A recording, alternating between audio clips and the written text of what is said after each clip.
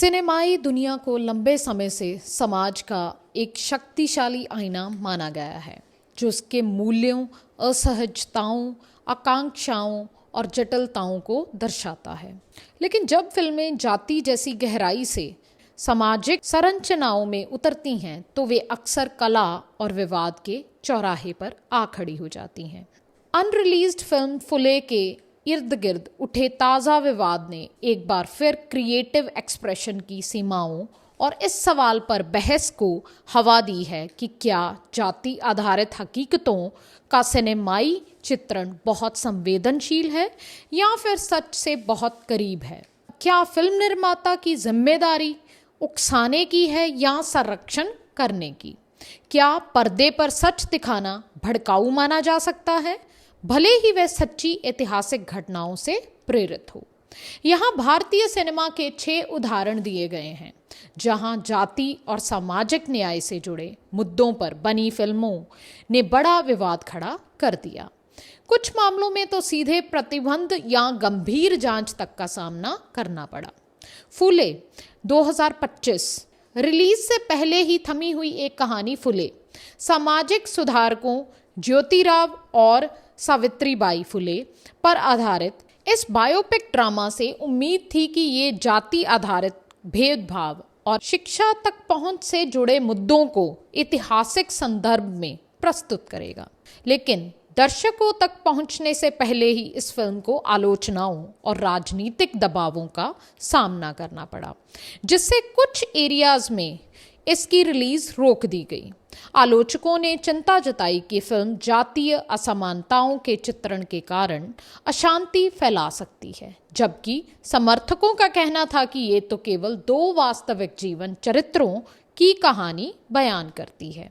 संध्या सूरी द्वारा निर्देशित और कांस फिल्म फेस्टिवल में प्रदर्शित संतोष एक महिला पुलिस अधिकारी की कहानी है जो हाशिए पर पड़े समुदाय से आती है और एक दलित लड़की की मौत की जांच करती है, जबकि फिल्म को अंतर्राष्ट्रीय स्तर पर सराहा गया, यहाँ तक कि बाफ्टा के लिए नामांकित भी किया गया। भारत में इसके सिनेमाई रिलीज पर रिपोर्टेडली रोक लगा दी गई। सेंसर बोर्ड ने इसमें कानून परिवर्तन और प्रणालीगत हिंसा और जातिगत बायस के चित्रण पर आपत्ति जताई।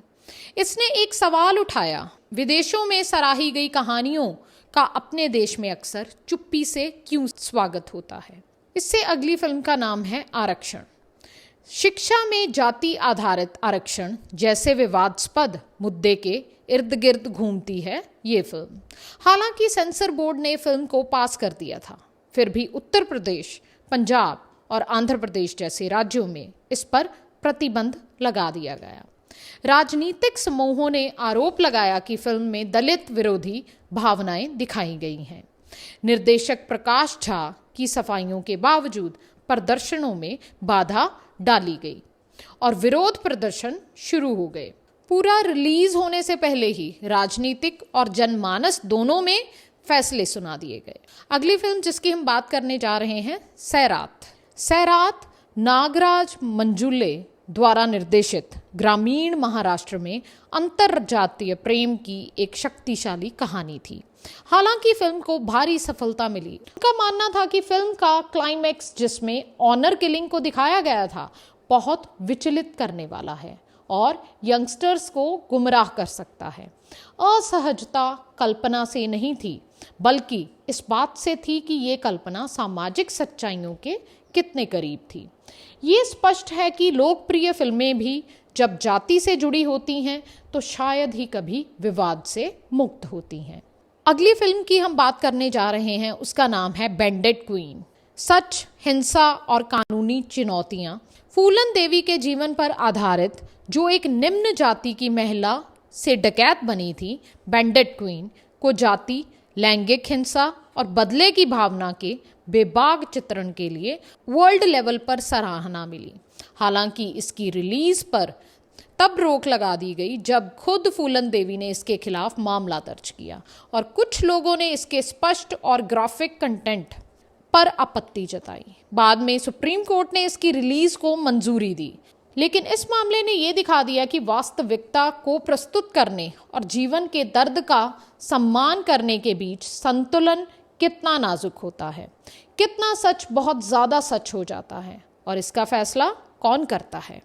अगली फिल्म जिसकी हम बात करने जा रहे हैं उसका नाम है जय भीम। एक आदिवासी व्यक्ति की हिरासत में मौत से जुड़े एक वास्तविक कानूनी मामले से प्रेरित जय भीम ने जाति और पुलिस बर्बरता के बेझिझक चित्रण के लिए भारी प्रशंसा बटोरी। फिर भी कुछ समुदायों द्वारा अपने चित्रण को लेकर दायर मुकदमों और सोशल मीडिया पर विरोध का सामना करना पड़ा। जहां कई लोगों ने फिल्म की इस बात के लिए सराहना की कि इसने एक उपेक्षित कहानी को सामने लाया, वहीं कुछ ने समुदाय की बदनामी का हवाला देते हुए इस पर प्रतिबंध लगाने की मांग की। सवाल बना रहा, क्या प्रतिनिधित्व को इसलिए रोक देना चाहिए क्योंकि ये कुछ लोगों को असहज करता है, भले ही वह एक प्रामाणिक घटना को दर्शाता हो। फुले जैसी फिल्मों के इर्द गिर्द उठने वाले विवाद सिर्फ एक फिल्म तक सीमित नहीं है, ये उस बड़ी उलझन का हिस्सा हैं जिसका सामना भारतीय सिनेमा को तब करना पड़ता है जब वे जाति आधारित कथाओं के क्षेत्र में प्रवेश करता है। वे इतिहास में दर्ज घटनाओं, कहानियों या उन पैटर्नों को फिर से रचती हैं जो आज भी अलग अलग रूपों में मौजूद हैं। फिर भी बार बार जब ये कहानियां पर्दे पर आती हैं तो इन्हें चुनौती दी जाती है।